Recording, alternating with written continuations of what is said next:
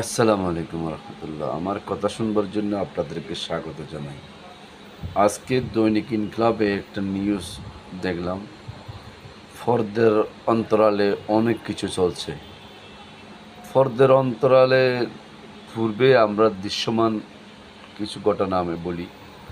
সেটা হচ্ছে, ইতিমধ্যে গণ অভ্যুত্থানের 1 বছর পূর্তি হওয়ার আগে পিছিয়ে পতিত স্বৈরাচার পলাতক শেখ হাসিনা গলার স্বর বড় হয়ে গেছে।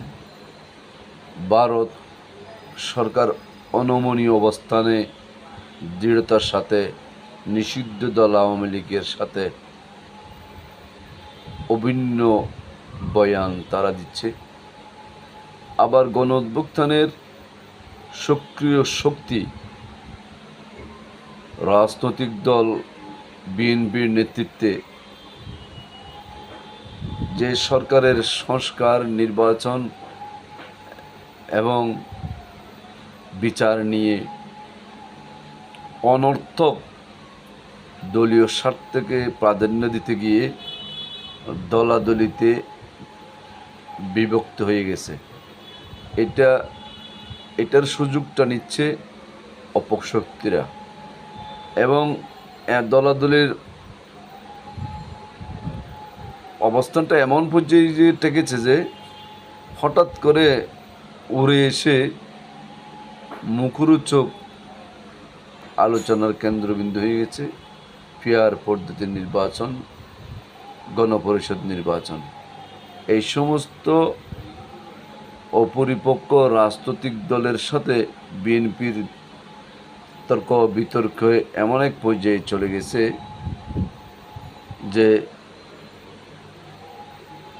যেটা সাধারণ জনগণ এটা একদম মেনে নিচ্ছে না, আমার এটি বদ্ধমূল ধারণা।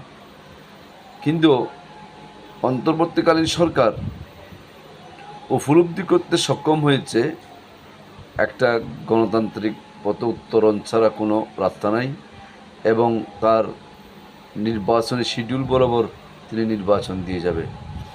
একদিকে ইউনূস কি চাচ্ছে না নিষিদ্ধ আওয়ামী লীগ এবং ভারত সরকার, অন্যদিকে ইউনূসের চেয়ারকে বিতর্কিত করার জন্য ইউনূসেরই জন্ম দেওয়া এনসিপি এবং তার সাথে জামাত সহ অন্য কতগুলা দল ইউনূসকে বিতর্ক করার চেষ্টা করছে। এখন পর্দার অন্তরালে যে গল্পগুজব হচ্ছে সেটা এদের কারণেই সেই দিকে